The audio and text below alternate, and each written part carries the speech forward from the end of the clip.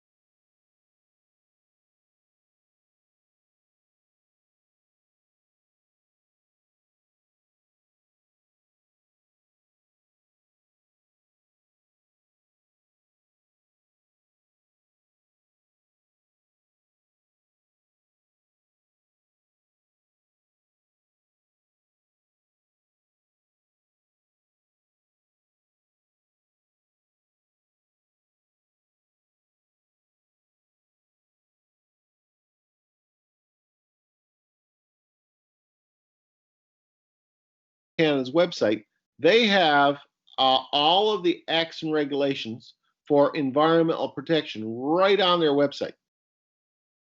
And there is a host of environmental legislative things that are facing companies. In fact, you know, we're facing one here in towns across Newfoundland now. One that I'm very aware of is government has imposed, the federal government has imposed a legislation with regards to wastewater for towns and across Canada. So effectively, as of 2020, which is the year we are in now, towns were no longer allowed to dump raw sewage into the environment, okay? All sewage had to be treated. Now, on the surface, that sounds like a really good plan, okay? That was a really good plan. And if you look in Ontario and the high populated parts of this country, all towns already have sewage treatment. So it didn't affect them too much. Come to Newfoundland. Very few, very few, in fact, no towns in Newfoundland do the level of sewer cleaning, I'll call it, that is required by the legislation. The City of St. John's do level 1, and the legislation requires level 3. The town of Clarenville does nothing. It pumps it out into the ocean. There is no sewer cleaning. There is no sewer treatment here in Clarenville at all. Zip. But Clarenville's not alone. The other 260 towns across this province, they don't really have it too. Gander has some treatment. Glenwood has some treatment, and a handful of other towns have some degree of treatment. But the vast majority of the 260 towns across Newfoundland don't do any sewer treatment. So these legislative limits are in place, and we are at the present time potentially in violation of the legislation, and we could potentially be fined for it. We're not going to be, because the government, towns, the Newfoundland municipalities have made a case to the federal government to say that, this is going to be very expensive for our towns. Town of Clarenville, for example, in order to install the level of sewage protection that we need, it's a $25 million project. Okay, and when you consider the town's annual budget is $11 million a year, that's just to provide services.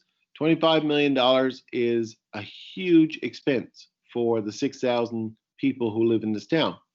And it is not possible for this town to do that right now. And Clarenville is not alone. In fact, Clarenville is probably in a better position to pay for it than most other towns. So legislative limits on pollution cause polluters to incur a cost. And that cost, from a private company's point of view, make them less viable. If a Newfoundland company, for example, incurs a whole bunch of costs in order to prevent pollution, and a competitor in Timbuktu that sells exactly the same product does not incur those costs, it affects the ability of that company to make any money and be competitive. And this is a big problem that we are facing, is that how do we enforce improved pollution laws while at the same time not putting all of our companies out of business? It's a challenge. What we got here is I'm going to call it an example that uses the supply curve of a business to demonstrate how these costs affect the bottom line of business. Okay, what we got here is a simple supply and demand curve. If you look at the very basics of it, it's a supply and demand curve. And if you look at just a plain old, the bottom blue line, or the lower blue line, the blue line and red line, that's the supply curve for a theoretical business. Now, what has happened here is that they have what's called marginal private costs. And marginal private costs is equivalent to their cost of doing business. And that is truly reflected in their supply curve. So MPC is the same as their supply curve. The more they produce, as quantity goes up, their costs go up. Okay, we can see that. Now, what happens is government comes in and imposes some form of taxation. And that taxation then drives up their costs. And that cost is the upper supply curve. It's called the marginal society cost of pollution. So that extra cost is really borne by society. And you know, the smell if you live in Grand Falls, or the dust if you're living in Bungs, or the smoke from the refinery if you're living in Cumbachance.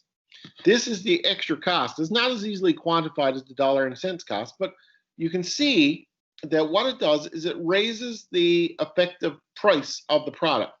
Okay, so the price was P1 and it goes up to P2. So we can force producers to recognize this cost if we impose a tax that's equal to that societal cost.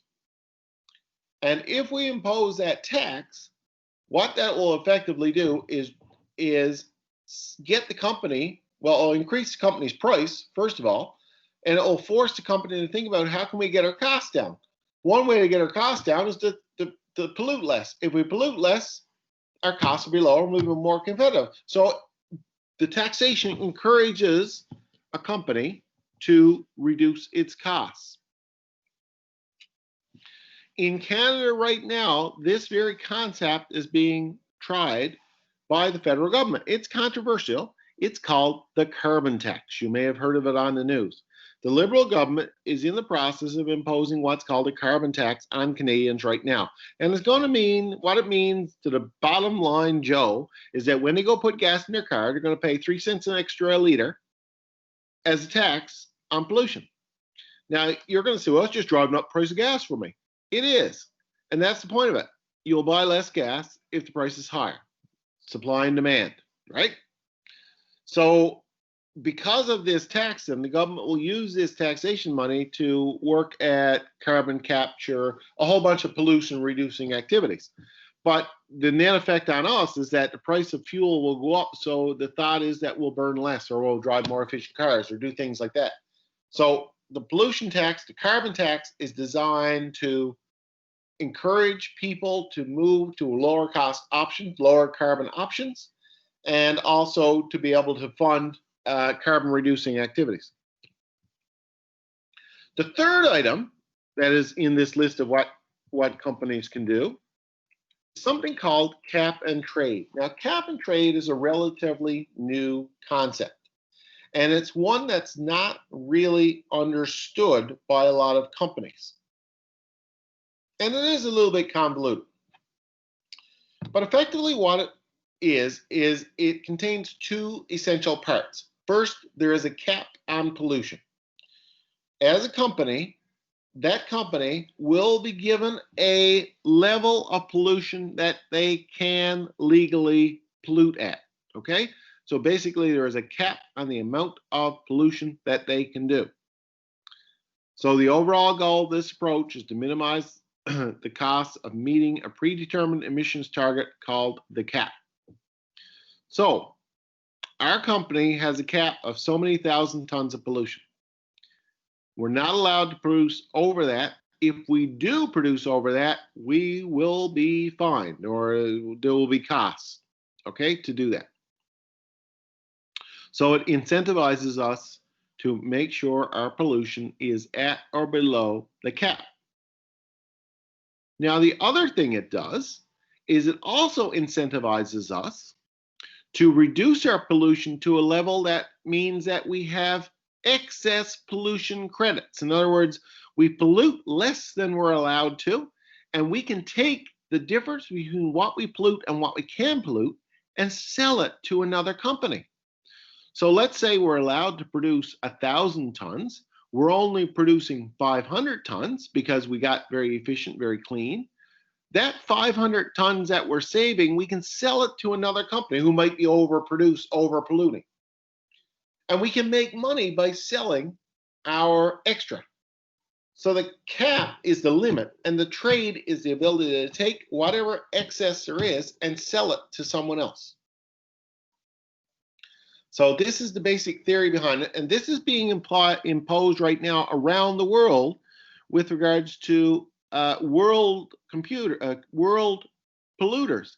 And the latest Paris Accord, Kyoto Accord, all of the accords have basically hooked onto this system, which says that we will establish certain caps for industries. Those caps are targets that are designed to be met. If they're not met, there will be costs. And any companies or countries that go below the cap can sell the excess to other countries' companies and make money on it.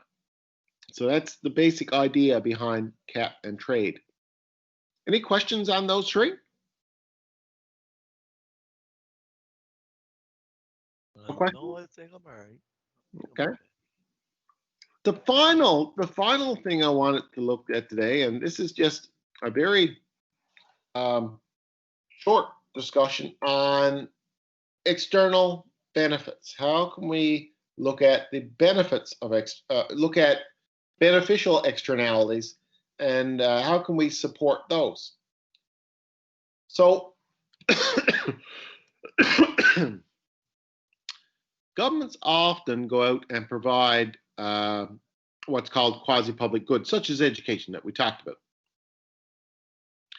But they can also incentivize companies to provide these good public goods or quasi-public goods. So providing more education or providing more daycares or providing more stuff by putting forth subsidies